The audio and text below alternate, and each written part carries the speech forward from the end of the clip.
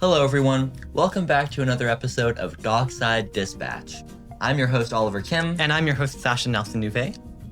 Sasha, why do you look so different? Does he not Beautiful, you mean?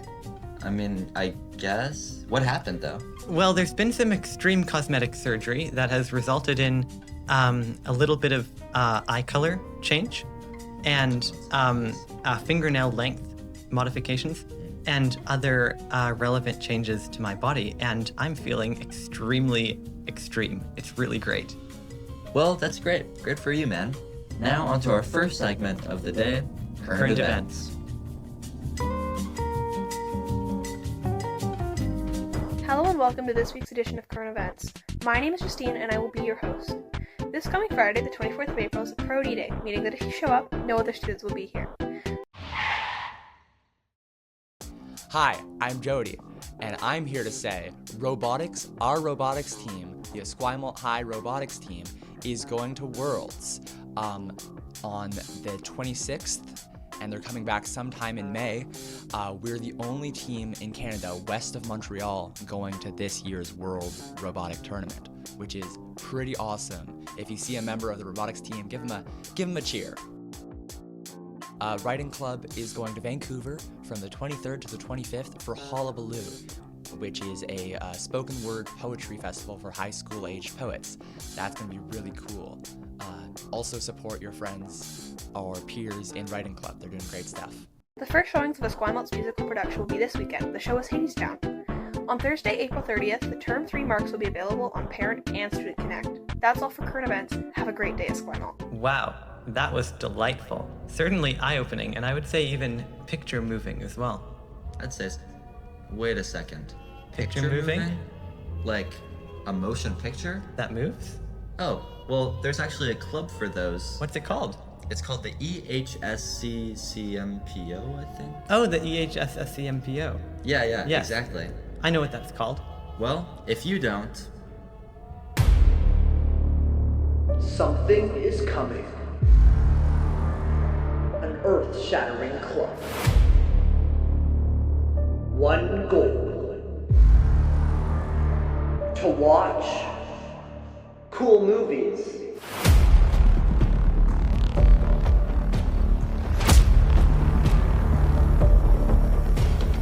Every member has the chance to choose the film of the week. The Esquimalt High School Student Collective of Motion Picture Observers. Mondays at lunch in room 325. So if you wanted to show up and you did, that would be really awesome. Thanks.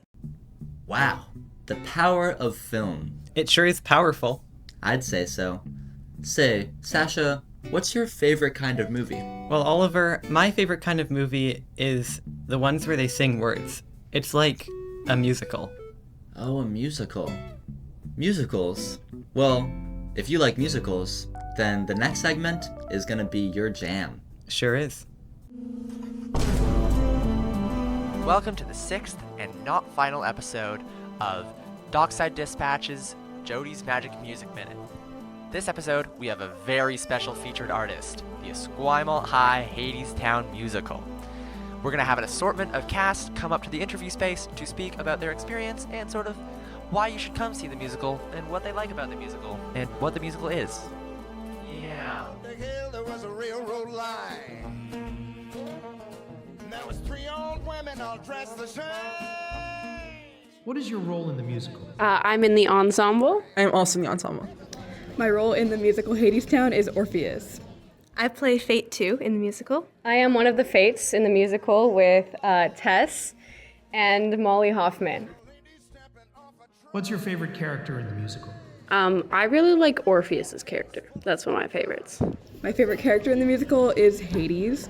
He's like the evil overlord guy, but he's a pretty cool character. But my favorite character are the Fates. They're like 3 sisters who basically kind of control everything that happens. My favorite character might be Persephone. She focuses on the positive and she's really cool. I think my favorite character would probably have to be either Eurydice or Persephone, because I feel like they are really powerful women like in this musical, and they have really big roles in kind of just portraying a lot of important issues such as like poverty, like alcoholism, just kind of dealing with power dynamics and a ton of other things that I think are important that aren't touched on a lot in modern film and stuff like that. So. Wow, but I'm still not quite sold on coming to this musical yet. Why don't you give me your best elevator pitch for this musical? Ooh, that's tricky. I really like, without spoilers.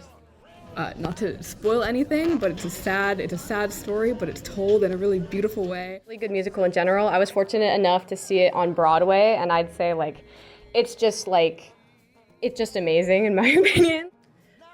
Well, I think that everybody involved, cast and tech, and just everybody is incredibly talented. It touches on so many powerful subjects, and just kind of the songs are amazing, and just the story and everything. And I think it's a really cool, passionate story. And it has a lot of themes that are relevant to today's issues. I think that you should come and support your fellow classmates. They're in the musical, they're putting in so much hard work and dedication. I feel like it's definitely a good musical if you have a background or just were interested in Greek mythology at some point too. Really good narration and kind of life lessons worked into this thing that maybe you can apply in your own life. It's kind of weird that way, but yeah. Yeah, come to support all of us, So yeah. Okay, yeah, now I'm convinced. I'm coming to see this musical. I'll pay for it. Wow, that was awesome. Super. Super. Do you ever read musicals, Oliver? Yeah, pretty much every chance that I get. Yeah, every Monday? Yeah, and Tuesdays as well. Okay, good. Yeah. Good.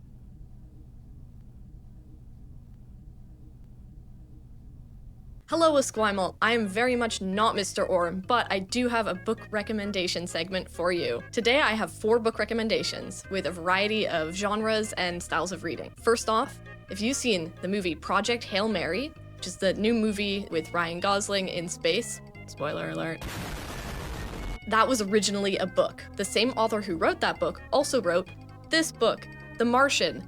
Used to be one of my favorites. If you're looking for a really quick read that's sci-fi, very funny, I would highly recommend this book.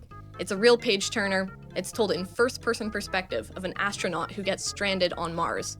There's also a movie with Matt Damon of this book, but this one I find is a bit more funny in book form.